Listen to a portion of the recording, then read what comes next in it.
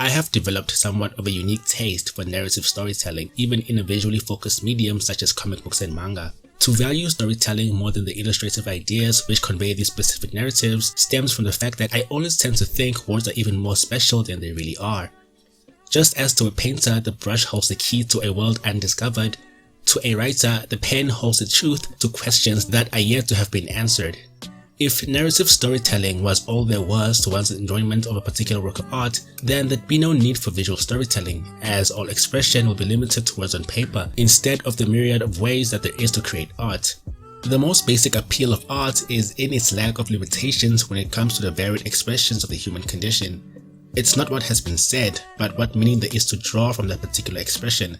My Welcome to the Dark Universe video told people a lot about me and what I value the most than 100% of my scripted analysis videos, and I hardly said a word. Who I am and what I represent was conveyed in clear terms, and how it was delivered was more powerful than any rigid script ever could. But just because that's how it was presented, and just because most people got the message, it doesn't mean that it couldn't have been more concise for people who never got the message in the first place. People experience art in different ways, and that's what I wanted to talk about in this video. Interpretation. According to Webster's dictionary, interpretation is a particular adaptation or a version of a work, method, or style. In part 1 of the series, I touched upon whether the artist's intention in creating a particular work of art is relevant to the interpretation of the work. Taking that idea a step further, there is no perfect interpretation, because different people interpret different things in different ways, to the point that expressions which convey the same core ideas can find two completely different meanings in the minds of two different people, and both interpretations would be just as valid. Our modern culture has ushered a new age of interpretation, such that specific expressions have inspired the existence of new works of art, in the form of fan fiction, and more specifically, fan art. Fans have taken their favorite pieces of art and repurposed these expressions in their own image. But what can be considered interpretation? If my analysis on anime and media and their relationship to the human condition can be seen as interpretation, as it is my subjective take on a particular work using the available text as evidence, then fan art and fan fiction can be seen as the purest form of interpretation, as it is a subjective viewpoint through which an individual redefines their understanding of the work by way of rearranging the fundamental ideas that be, and then retelling them in their own personal narrative. So I may need some help in doing this. Looking at this picture, what emotions run through your mind? How does it make you feel? What does it make you think? So much jumps out at me right away. The stark use of blood red brushstrokes that illuminate and overpower the observer, the horrendous depiction of danger and consumption, and the small child on the verge of being devoured. The subject of the image is the Joker, one of the most iconic and recognizable figures in popular culture. The Joker is an agent of destruction and pure insanity, a physical representation of chaos and madness. Unlike most of his contemporaries who are driven by power, greed, or desire, the Joker strives to break the social structures that hold our phony moral integrity intact.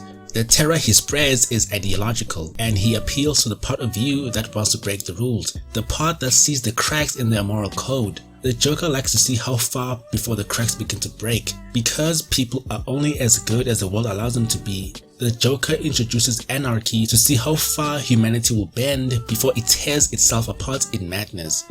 The imagery's ability to stretch just outside the bounds of reality while remaining grounded in the artist's intimate specificity is telling. The color palette of stark, contrasting neon light and a dark atmosphere convey the idea of total isolation, which represents the Joker's mindset, in that he's alone in a world where no one wants to see themselves as they truly are. The utterly captivating imagery of complete self-destruction is all in service of a total loss of self. This is what could only be created if you're in the same visceral state of mind, and this is the kind of interpretation that fan art provides. Fan art is more likely to expect you to seek its meaning than to reveal it to you, because it's more subjective than anything mainstream media could provide. The emotions are expressed in incredible detail, conveying the maximum severity of intense madness. Art in this form is far easier to parse than, say, writing, which conveys the same visceral emotions without the visual imagery necessary to represent them in clear terms.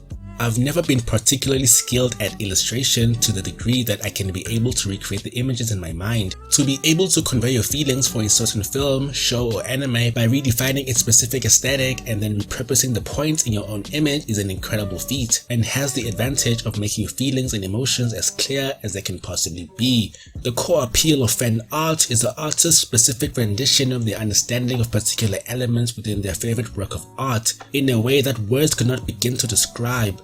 The artwork I've been pedantically analyzing is that of Da Vinci, an artist through and through who dwells in the shadows of the edifice that is South African YouTube. Not only is the work brimming with artistry, but it's insanely marketable, and to find work that is as artistic as it is marketable is exceedingly rare. By contrast, my writing isn't marketable. The idea of analysis and interpretation is not an easy gimmick to sell, because it's not a narrative that the masses can get behind and understand. Not for a South African audience. But still, I do have to relate to you. My purpose is not to sell you ideas, but to cultivate understanding on the ideas and information that are living in my brain as I can. I can pull you into my understanding of the topic at hand, but I'm never ever getting there.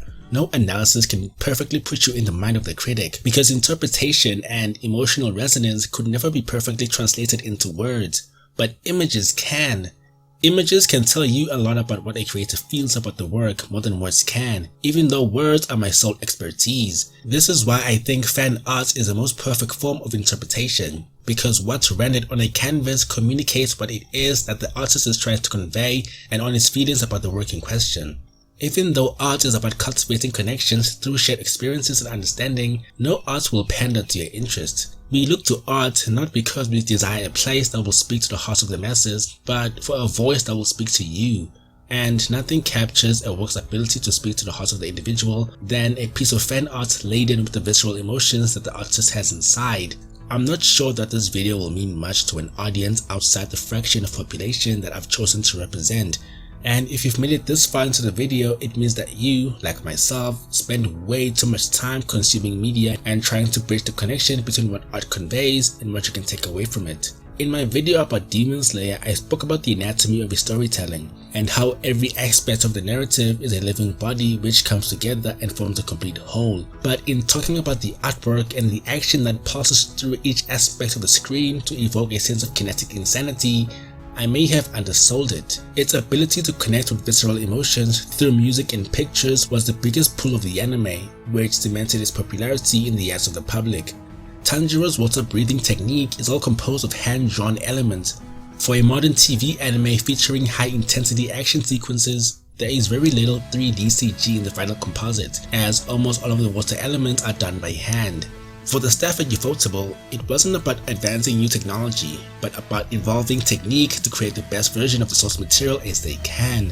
To enhance the aesthetic of the show composers Yuki Kajiura and Go Shina were chosen to develop an ongoing film score that will capture the most memorable moments of the show to lingering effect. And it was all in service of being fucking awesome. Fan art has the ability to capture these ideas in ways that a scripted analysis video wouldn't even be capable of. This is why I think there are more lovers of anime than there are lovers of manga, why we prefer comics than we do novels. Words can only take you so far, but a simple visual feast of imagery will get you there faster and in much more detail without as much work on the part of the observer. Some fan art resonate more than others, precisely as a consequence of being more in the realm of subjectivity than most other interpretation. No one interpretation will connect with everyone. It might be hard to find things in this dumb world that resonate with you, but if you look hard enough, you might find a fan-made art piece that connects with you more profoundly than the original work ever could. And to find at least one thing that makes you want to weather the storms of despair is cause for celebration.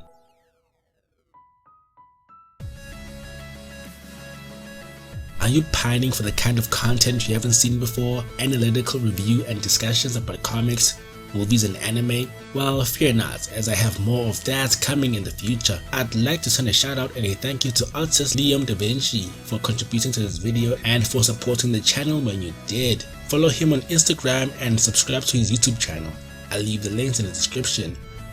Thank you to everyone who sat through this pretentious sounding analysis on the perils of aesthetic appreciation. Subscribe to the channel and click on the bell so you don't miss out on all things geek and otaku focused.